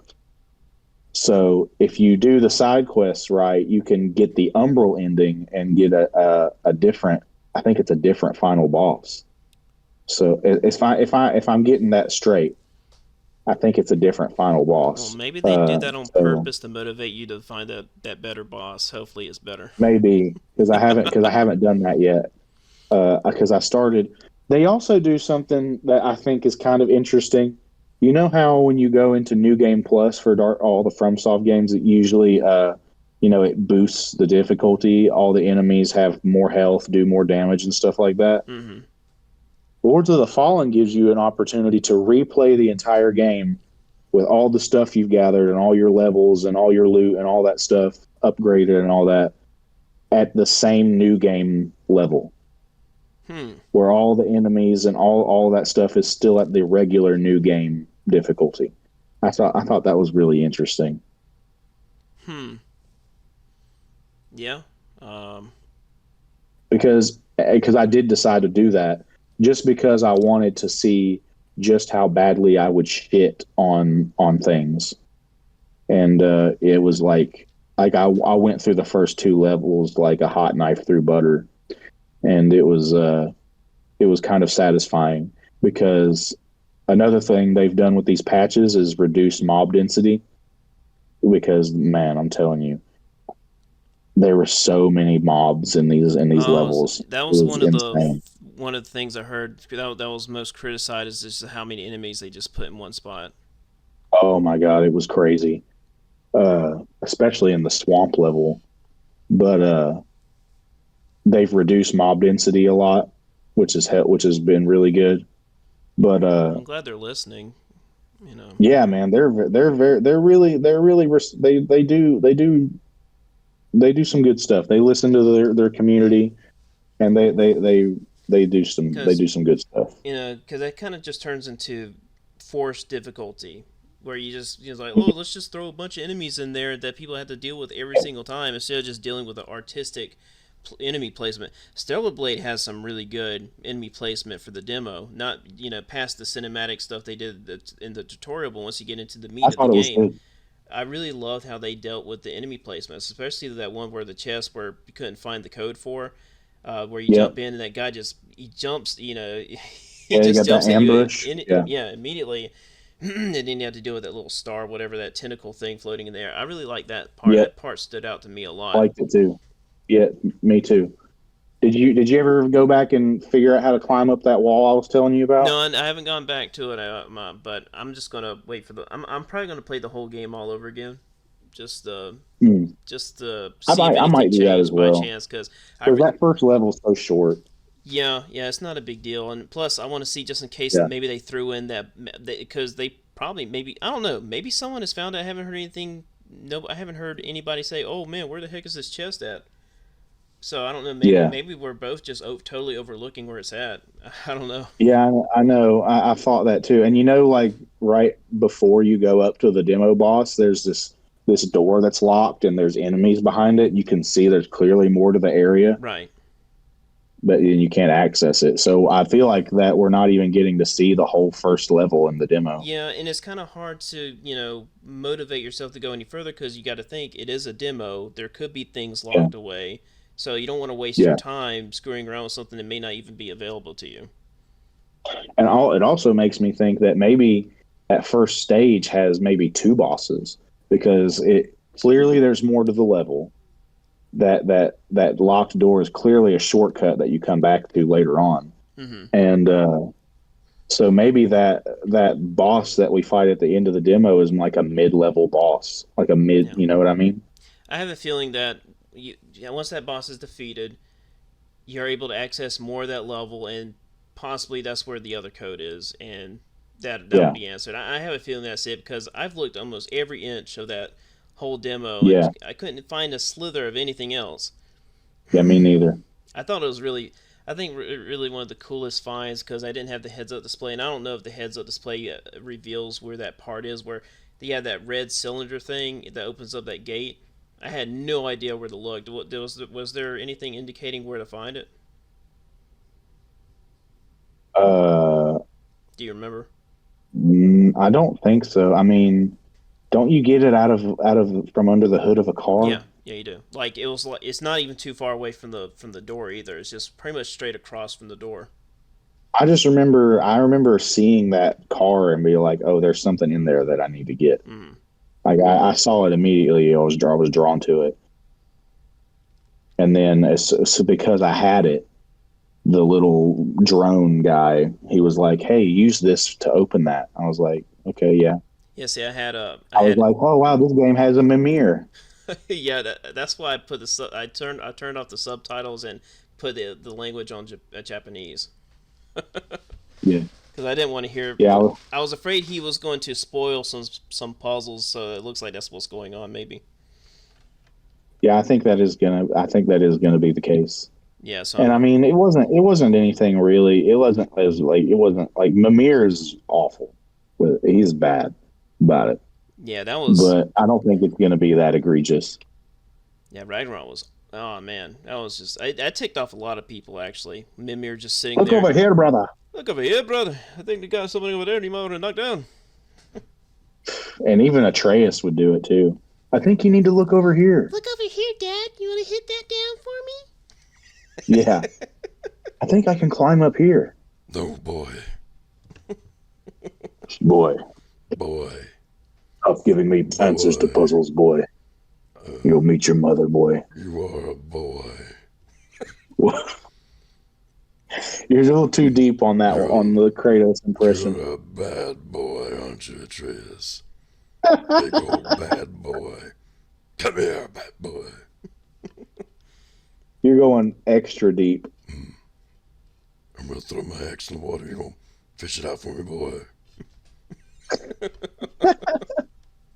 Do you like the newer games voice actor for Kratos more than the old Yeah, games? I like. No, not more. I mean, but it is a great performance. Yeah, it is. I do want to. It really sucks when you have so many ideas and you just don't have time to do them all. Because I have the idea of wanting to go back to 2018 God of War and fight all the trolls, and then demonstrate how all of them are very different and Mm. not as weak as people are portraying them to be.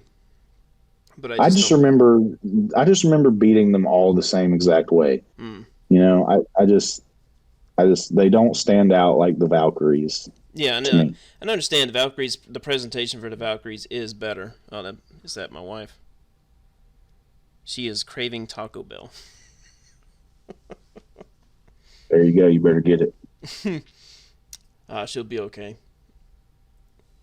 Um, every time I think about women craving something when they're pregnant, I keep thinking about this scene from this Star Wars 3 parody where Padme is super pregnant. It looks like she just has a beach ball underneath her dress, and Yeah, she's eating ice cream with a humongous pickle. And I remember just ice cream dripping from her mouth while she's biting that's into so it. gross. I forgot where that was from. It had like Sounds a like something you'd see on Meat Canyon. it You know was what like a Meat Canyon is? hilarious. Oh yeah, yeah. It was it had that hilarious Yoda puppet. Let me see if I can find that real quick. I remember this stuff was so easy to find back then, but now you have so many things that can take place. Oh wait, here it is. First thing that popped up. Star Wars Episode 3: A Lost Hope. I don't know. Hmm. I don't think this is. Yeah, they probably don't have the original uploader anymore. I think the oldest one on here is 16 years ago. It's got 1.1 million views. Hmm. I think. Wait, hold on. Wait, no, this is Jimmy Fallon. Never mind. I didn't know Jimmy Fallon made a parody. But yeah, it's called Star Wars Episode 3: A Lost Hope. That's It's like, funny because the first ever Star Wars, the Star Wars 4 is called A New Hope. oh yeah. Where is this? Sequential Pictures? No, I don't know. But definitely take a look at that. Remember, it's called A Lost Hope. Check that out. Lost Hope. It's actually pretty. It's a lot longer than I remember. I remember being very confused about Yoda and how he drank the beer. He cracks open a can of beer because he's so stressed out about what's going on. Now screwed we all will be. And he just takes a sip of beer and goes like, ah. And his arm looks really weird, but it's just because of how the puppet operates. It's just how puppetry works. Because I think there was like an arm goes into his arm, but it looks like it's connected to the rest of his body. But you'll see what I mean. It just I remember that always bothered me as a kid because I didn't understand how it worked. um, I guess we better wrap it up here soon. Yeah. One Um, thing I forgot to mention is the Iki Island expansion for Ghost of Tsushima. It adds new mini games. oh, it does. Yeah, you have this. They have archery. They added archery challenges, and they have these animal sanctuaries. I've run into a couple cat sanctuaries and a monkey sanctuary, and it's like a flute mini game where you have to play the flute, his like Japanese flute, his recorder type thing, and you have to keep it in time with the song he's playing to soothe the animals. Hmm. It's pretty fun. I might just start Ghost of Tsushima fresh and just play the story only, and maybe see if I can get Hmm. myself caught up because I don't think I have the save data on the PS5.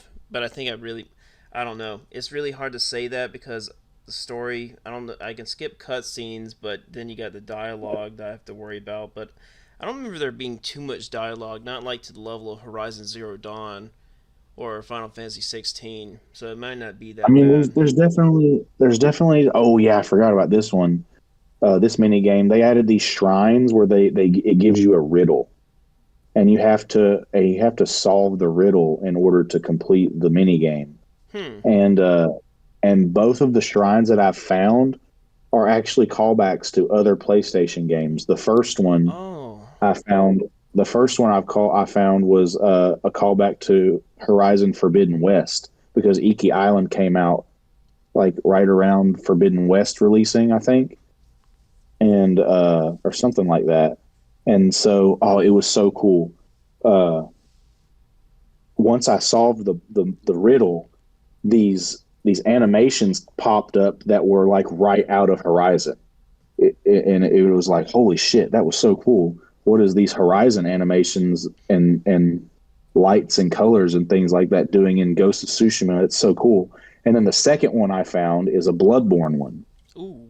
and each time you solve it, it gives you a costume, an outfit that is based off of the game. Off, like I have a Bloodborne costume and a Horizon costume now. It's super super super cool. Do you have to finish the vanilla game to access the DLC? No, That would be no, you don't. I would definitely play if they had a Sweet Tooth outfit where you had your hair on fire and you had Well, a I haven't found them all. I've only found two, and I'm. They already had a Sly Cooper in the base game. They have a Sly Cooper uh, outfit, and so that they'll definitely have some. I imagine they'll have a couple more. Probably not Sweet Tooth, but Are you playing on normal? Normal difficulty. Yeah, I am playing on normal. Yeah, That's what. I play all games on normal. Yeah, that's what I need to do. Um, Especially if if I just do want to finish the game, I don't need to be held back by a difficulty I may not even like. Yeah, and I mean, there is lots of dialogue in the game, but for me personally, I was so engrossed in the story that it didn't bother me. Okay. I think And sometimes I I just, and huh? well, and also, all the side quests have to do with your allies that you end up fighting with you at the in the final mission. Hmm. So it just fleshes out their characters so you get to you care more about them in the final battle. I might just have to put a USB in my PS4 and transfer it over to the PS5. That way, I don't have to start all over because I would really hate to start all over again on that game.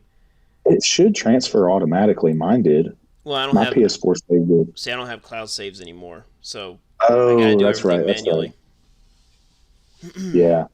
Uh, like, and some of your allies, their side stories are really tragic and really, and just like there's just one there's that where her name is Lady Masako, and her entire family was slaughtered. Mm. And you have to go through solving. You go through her. She has 9 quests that you do. Each one of the allies has 9 quests.